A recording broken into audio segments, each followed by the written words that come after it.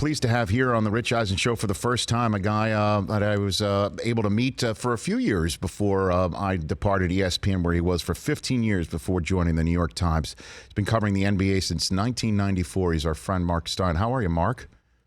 I'm good, sir. I'm good. Let's dive into this here. How did this all come together? How long has Kawhi been courting Paul George, to your estimation?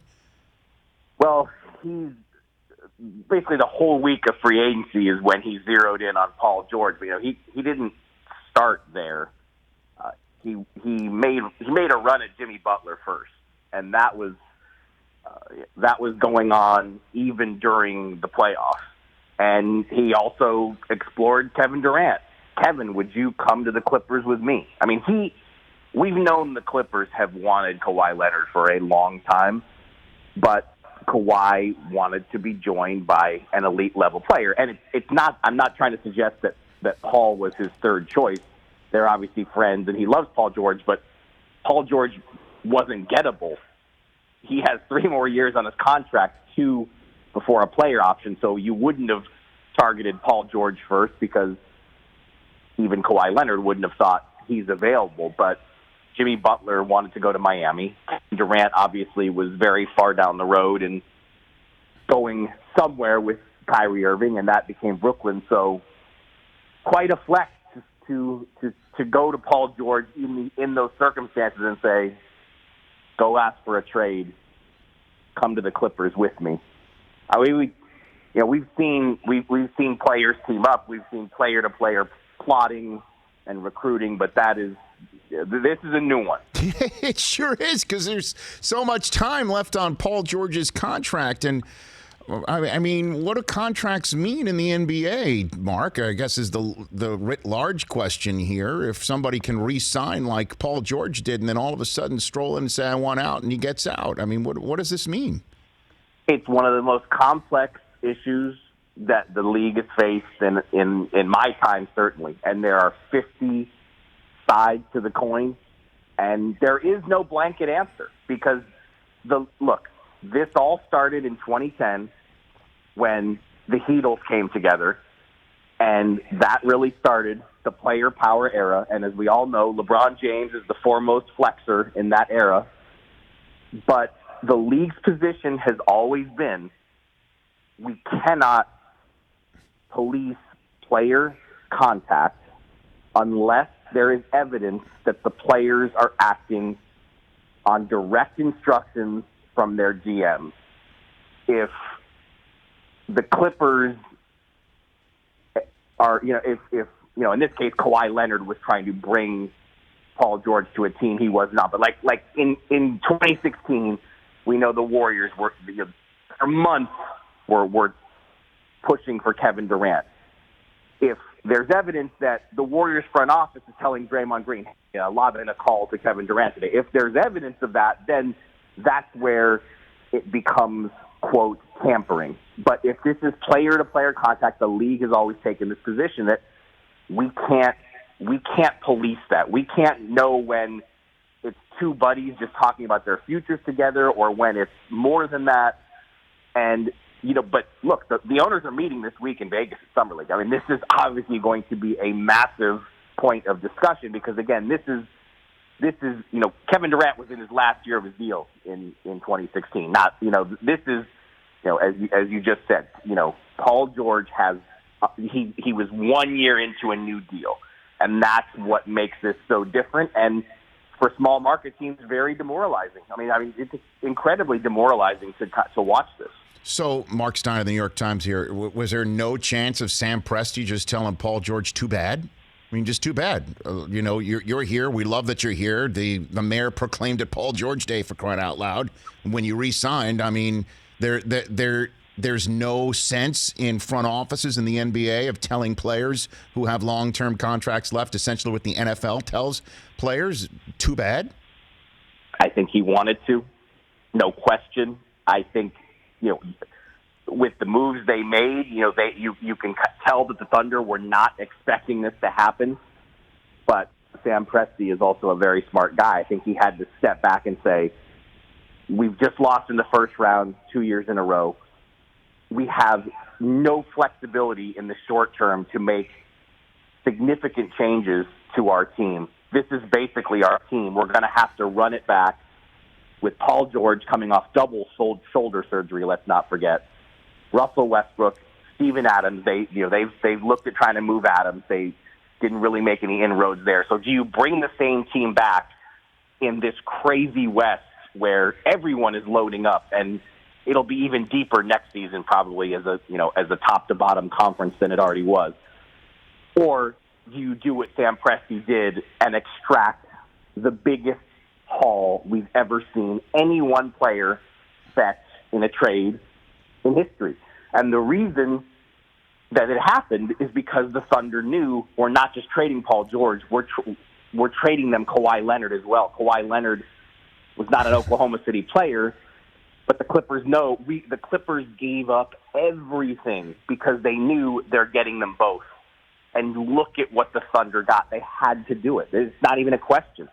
4 unprotected firsts, 1 protected first, 2 pick swaps, and 2 very good players. I mean, go back in history and look at what Kareem Abdul-Jabbar, what was involved in that trade, and even the Barkley trade 20 years later. I mean, they got so much, they had to do it. Marc Stein here on the Rich Eisen Show. So let's talk about the dominoes still tumbling. Jeremy Grant sent off today by Presti for another first-rounder to Denver as that team gets even more strong in a dynamite Western Conference. Is Westbrook next? Is it possible that he might as well just raise it all down to the ground right now, Marc, right? They're looking into it. There's a sense that Westbrook may or may not want to go at this point. I mean, I don't know that we have a clear handle on exactly how he feels about all this. On one hand, I'm sure Westbrook wants to get somewhere where he can be in the championship mix because the Thunder right now aren't, but he's also been in Oklahoma City for a long, long time, and there is a tight bond between Westbrook and that community. So, I mean, look, the overriding issue here is Westbrook just has a gargantuan contract that's not easy to trade. I mean, in last year, that deal, he's making almost $50 million. So it's not easy to move him, but again, I think we've seen that when the Thunder have to make tough decisions, they're not afraid to make them. So if a market emerges for Westbrook, don't doubt that Sam Presti would do it. Well, how could the Knicks not be a market for him? I mean, they got to be desperate right now, Marc, right? Certainly what happened with the Nets. The Clippers just did what the Knicks hoped to do. The Nets did what the Knicks hoped to do, which is add 2 stars with all that cap space. Wouldn't you think the Knicks right now would be desperate to say, hey, we got Westbrook. Don't forget us on 7th Avenue? Well, they certainly whiffed. I mean, they the Knicks are the ones that raised expectations here. Jim Dolan came out in the radio interview. They wrote a letter to season ticket holders in April after that. They're the ones who promised big things in free agency, and obviously it did not work out. But saying all that, look where the Knicks really are. Their team is so young in its development that even if you bring Westbrook in, they still are a ways away from really competing. So if you're the Knicks, are you going to take on that kind of contract? They're a team that is positioned to do so. They could do it. But are they going to do that without assurances that they would have other star players who they could plug in there? I'm not so sure. So why couldn't Kawhi and Paul George? I guess Los Angeles was the draw with the Clippers as opposed to the Knicks. All I'm trying to just figure out is, you went on DP's show last week, Marc, and talked about how Jim Dolan needs to look in the mirror. I said the same thing. I said it's time to take the car keys away from him. In the same way that what happened with the Clippers would never have happened if Donald Sterling was there, and I know the reason why he's not there is not even, as I said earlier, Sterling makes James Dolan look like Branch Rickey. My question to you is, does he look in the mirror? Does that actually happen? Is that in fact happening? No, best you can tell. It won't, and there's no one who can make it happen. That's who's going to make it happen. Can pressure from the other shareholders who have stake who have a stake in the Knicks, can they exert some level of pressure? I suppose that's possible, but you mentioned Donald Sterling. The first team I ever covered in this league was the Clippers. Donald Sterling did years and years and years and years of egregious things, and they couldn't get him out.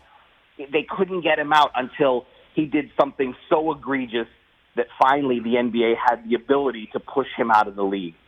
But before that, he did so many things that were reprehensible and got away with it. Jim Dolan is, his crimes is the wrong word, his transgressions, whatever. These are, it's just the way he runs his team. There's no way to push him out. And is he going to have the self-awareness to say, I might be hindering our efforts here? I mean, there's no evidence to suggest that that's going to happen. If he does, he might use different words than that. That's a very New York Times way to put it, Marc. So can you give voice to what the Clippers just pulled off here in Los Angeles then, Marc? I tried my best at the top of the show about the decades of Clipper Nation just waiting to be within the area code of footing of the Lakers, and they got close with Paul George and DeAndre Jordan and Blake Griffin with Doc Rivers a couple years ago. They're right there now, Marc. I mean, it's going to be amazing in Staples this fall. Can you give voice to the Clipper Nation, having obviously covered them? Here's the thing, though. I think you've lived there long enough now to know that as seismic as these moves are, and I probably shouldn't use that word after what just happened Friday, as massive as these, as epic as these moves are, the Lakers' presence in that city is still so huge that it's going to take. It's not just the moves; it's going to have to lead to real success. But what I would say is, the Clippers front office, what Steve Ballmer has done, the resources he's given the people who work there to go out and do what they just did, and they're going to keep making moves. And you in the long term, I bet on them to find a way to win a championship. They're not there yet, but these are two obviously just huge moves that it is the most significant pair of transactions in franchise history. And what makes it so great is that these guys are all in the same building playing doubles against each other. I mean, LeBron and AD against Kawhi and Paul George is in one building, delicious. But it's not enough it's not going to be enough. Now, my question is, if Kawhi proves to be the best player out of the four, and at this point he just might be, he was so good in the playoffs. If he proves to be the best out of the four next season, that will be very interesting. But again, you can't. It's the same thing with the Knicks and the Nets.